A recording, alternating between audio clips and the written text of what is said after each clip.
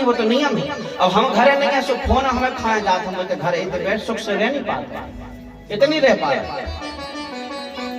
सो एक ही प्रश्न महाराज, उनमें से कई आदमी प्रश्न करते हैं, महाराज इतो कमा थे दिन रात, अरे आप भैया वे तो ठीक, अबे आप और में से जा बात पक्की हुजे को जान को के जा तो सांसिया महाराज जा तो हम सी कौ चाह इतनी मेहनत करत है महाराज, मनो आ तो देनी हो तो सब बड़ा जा खाना का नहीं जो महाराज, रात दिन मेहनत, मोड़ा मेहनत कर रहा हो, हम मेहनत कर रहे हैं, घर से मेहनत कर रहे महाराज, हमारे 3-3 जने रात दिन खेत में मेहनत कर रहे, सब कुछ कर रहे, इस बात नहीं है महाराज का पैसा आत नहीं है, आत मनो कबे चलो जा जो पता नहीं पड़ा, कबे बड़ा जा कहाँ हो चलो जा, तो दवाई में लग जाए है, तो कोनो मुसीबत आज महाराज पैसा बचते नहीं है, सब समाप्त हो जाए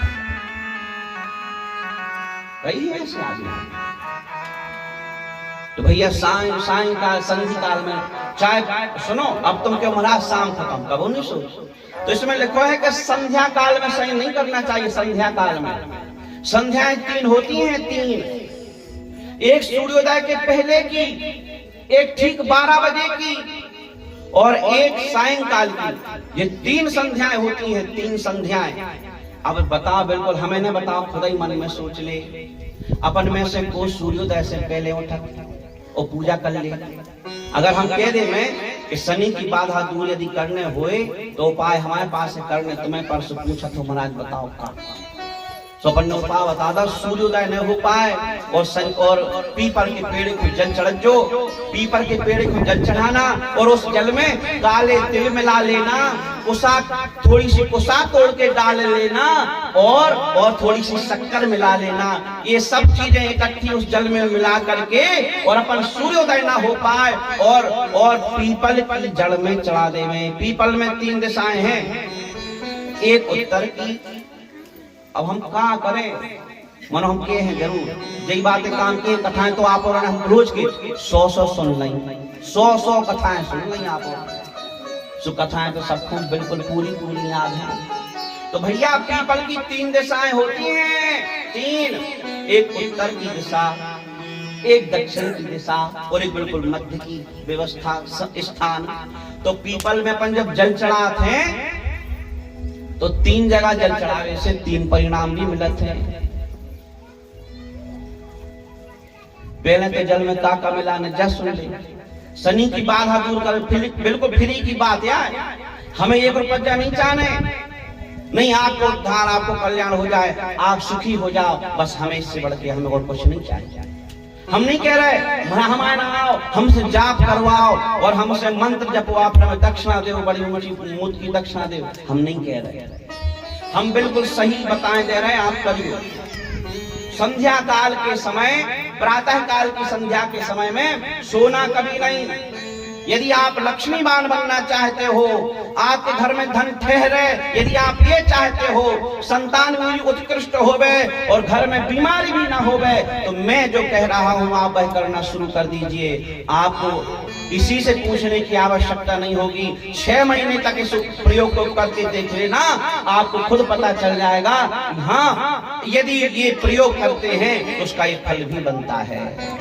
आप जल लेना, शुद्ध जल, उसमें शक्कर मिलाना, काले तिल मिलाना और कुसा मिलाना। जे हमारे पास लिखे भाई प्रयोग हैं, हम ऐसे प्रयोग नहीं जे नहीं बता रहे, लिखे कहूँ नहीं आओ, बताए सो जा रहे हो अपन कर सुन ले, लिखे नहीं है बे, इतने प्रयोग बताए जाते, माता क्षमा करियो हमको की नहीं के नाव ले को 90% कहूँ लिखे नहीं मिलत नहीं, कौन किताब में लिखे नहीं है, ने शिव पुराण में लिखे, पन्वेसरी में नहीं लिखे, हमने 5 लो पूरो नाय समाए, हम श्रद्धा पे चोट वही कर रहे माता, मन हम सही ये कह रहे, लेकिन मैं जो बता रहा हूँ वो लिखा हुआ है।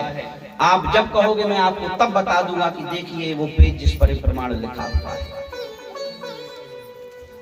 जल में काले तिल, शक्कर, कुसा, इतनी चीजें इकट्ठी कर ले, शनि की दशा दूर करवे, राहु और केतु की दशा दूर करवे के लिए हम आपको उपाय बता रहे हैं। और आप पीपल के बिल्कुल उत्तर में रहते हैं ब्रह्मा, पीपल के बिल्कुल मध्य में रहते हैं विष्णु और पीपल के दक्षिण में रहते हैं भगवान भोलेनाथ। निवास उनका। किसी भी ग्रह की बाधा को दूर करना हो तो आप पीपल के दक्षिण की दिशा में जल चढ़ाना जड़ पर। यदि आपको किसी पितर देवता की बाधा हो रही हो तो आप पीपल के उत्तर मध्य में जल चढ़ाना, पीपल के मध्य में, तो पितरों की बाधा दूर होती। जल बोई, सामग्री बोई, और यदि आप तीनों तरफ जल चढ़ाओगे तो देव बाधा, पितृ बाधा और ग्रह बाधा, तीनों बाधाएं दूर हो जाएंगी। लेकिन 6 महीने तक आपको लगातार ये प्रयोग करना पड़ेगा। सूर्योदय से पहले स्नान करके सूर्य देवता उदय ना हो पाए और पीपल पर जल चढ़ जाए तो आपके घर की लक्ष्मी कभी नष्ट नहीं होगी। आपके घर में रोग भी धीरे धीरे होगा तो समाप्त हो जाएगा, और नहीं होगा तो आएगा नहीं, नहीं होगा तो आएगा नहीं, और होगा तो समाप्त हो जाएगा। खान पान महाराज दूध तुम्हारा रुकनी रहो, रुकन लग है, रुकन लग है। हमसे जाप नहीं करवजो, हमसे घर में अनुष्ठान नहीं करवजो, बस जो प्रयोग करन लगो। खुद करो, खुद आनंद लो, खुद अनुभव करो, कदिक उपाय बता रहे, करो आप। न मिले तो 6 महीना बाद में जो महाराज तुम तो झूठी बोल रहे थे, लेकिन 6 महीना तक तपस्या करने पर है माता। तो 3 संध्याएं, प्रातः काल की संध्या से पहले जागना चाहिए, और पीपल पर जल चढ़ाओगे तो घर की लक्ष्मी स्थिर हो जाएगी। दोपहर की संध्या में सोना नहीं चाहिए, और शाम की संध्या में अब हाथ जोड़ रहे हैं। बताओ सूर्योदय के पहले स्नान कितने जनों के हो जाते?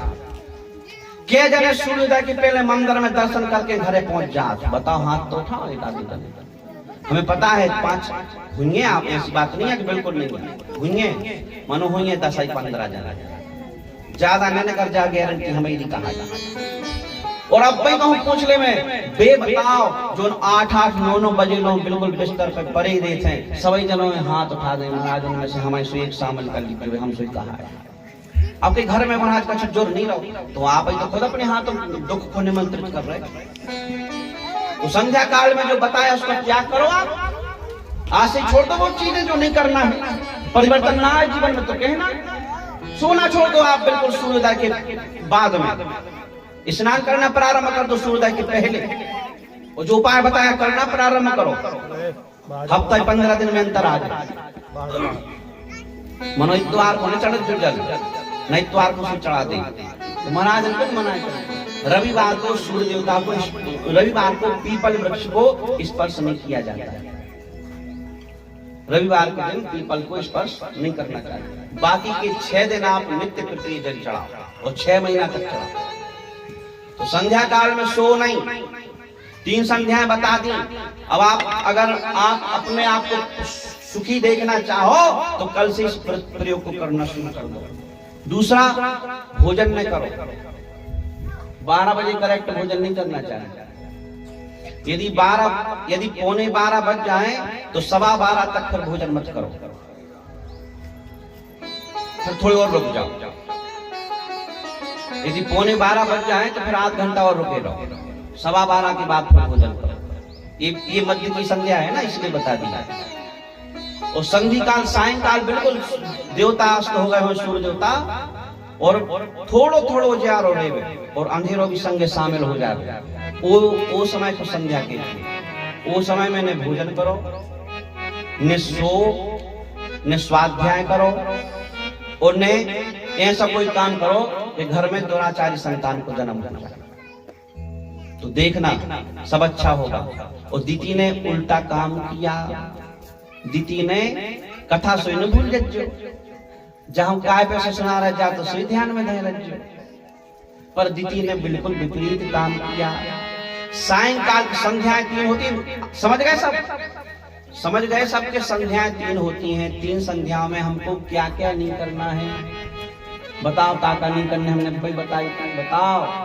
आज आए हो सो आज ही पूछ ले रहे, बताओ।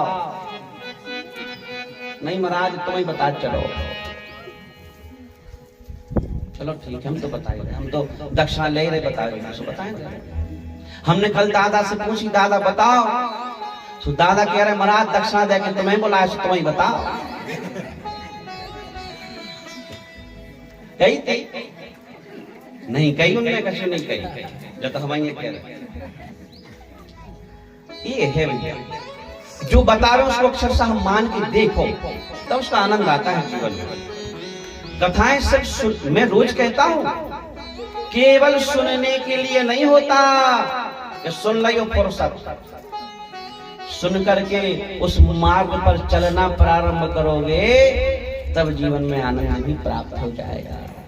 ये कथाएं हमको यही शिक्षा देती हैं कि बेटा हमने तुमको सिखा दिया है, हमने तुमको मार्ग बता दिया है, अब तुम चले चलो।